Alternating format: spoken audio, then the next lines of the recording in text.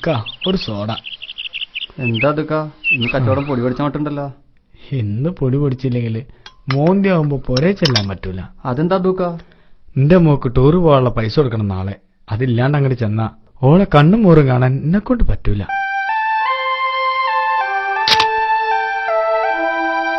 കുട്ടികളങ്ങനെയാ, ഓർക്ക് വേണ്ട കൊടുത്തല്ലേ പറ്റൂ.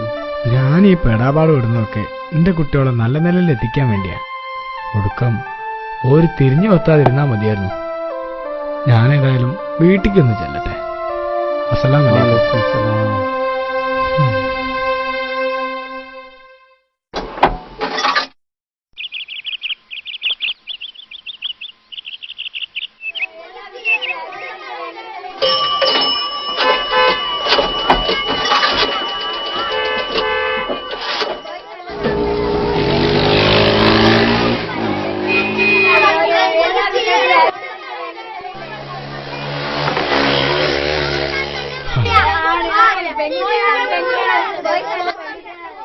ഓളെ ഒറ്റയ്ക്ക് കിട്ടിയാ മതിയായിരുന്നു റബ്ബേ.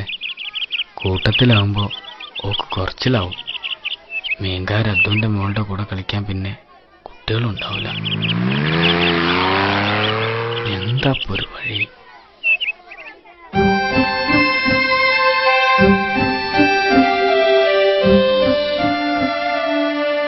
സഹീറ, ഉപ്പ.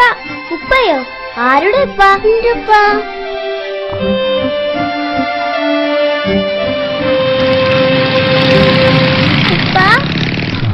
മോളെ, നിങ്ങളുടെ സൈറയ ഞങ്ങളുടെ ക്ലാസ്സിൽ ഏറ്റവും നന്നായി പഠിക്കുന്ന കുട്ടി. അതെയോ? അല്ലപ്പ, ഒരു അല്ലല്ല, മാഷ്മാർക്ക് ഇവളെ എന്ത് ഇഷ്ടാണെന്നറിയോ? ഏതായാലും മോള് ചെന്ന് ഈ പൈസ മാഷ്ക്ക് കൊണ്ട് കൊടുക്കും. അപ്പോ മക്കള് വെക്കോ?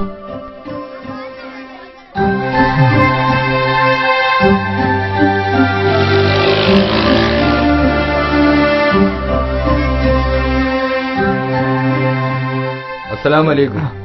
വാലൈക്കും. അല്ലാത്തോ അന്റെ മീൻ കച്ചവടം ഇപ്പൊ സ്കൂളിലും തുടങ്ങിയോ? അല്ല, ഞാൻ മോക്ക് ടൂറിന് പോകാനുള്ള പൈസ കൊടുക്കാൻ വന്നതാ. ആ അതന്നെ, മോനും പറഞ്ഞു എന്നാണ് ലാസ്റ്റ് ദിവസം ഒന്ന്. ഞാനും അതിന് വന്നതാ. ഞാൻ അവളെ ഒറ്റയ്ക്ക് വിളിച്ച് പൈസ കൊടുക്കാന്ന് കരുതി വന്നിരുന്നു. അപ്പോഴേക്കിനും ഓള് കൂട്ടുകാരെല്ലാം കൂട്ടി ഓടി വന്നിരിക്കണ ആ കുട്ടികളെ മുന്നില് ഞാൻ ഐസായിപ്പോയി. ഓളിന്റെ ബാപ്പ അതെന്ന് പറഞ്ഞപ്പോ എന്താ നിങ്ങളോട് ഞാൻ പറയാ? ഓള് നിന്റെ ബാപ്പയാണെന്ന് പറഞ്ഞില്ലേ? വീട്ടില് മീൻ കൊണ്ടുവരുന്ന ആളാണെന്ന് പറഞ്ഞില്ലല്ലോ? അതോ നീ ഒന്ന് മനസ്സിലാക്കിക്കോ. സ്വന്തം ബാപ്പാന് ആരെ മുമ്പിലും ബാപ്പാന്ന് പറയാനുള്ള മനസ്സുണ്ടല്ലോ, ആ വിദ്യാഭ്യാസമാണ് ഓൾക്ക് കിട്ടേണ്ടത്. അന്റെ മോള് വമ്പത്തിയാടോ. എന്നാലും സാഹിബേ, ഒരെന്നാലും ഇല്ല. എഞ്ചിനീയർ ആവാനും ഡോക്ടർ ആവാനും മാത്രമല്ല, മനുഷ്യനാവാനും കൂടി പഠിക്കണം കുട്ടികള്. അതില്ലാത്തതിന്റെ കുറവാ കുത്തിക്കൊന്നും ഒളിച്ചോടിപ്പോയി എന്നൊക്കെ ദിവസവും നമ്മൾ പത്രത്തിൽ വായിക്കുന്നത്. പഠിപ്പ് മാത്രം പോരാ, സംസ്കാരം കൂടി ഉണ്ടാവണം. എന്നാലേ വിദ്യാഭ്യാസം പൂർണ്ണമാകും.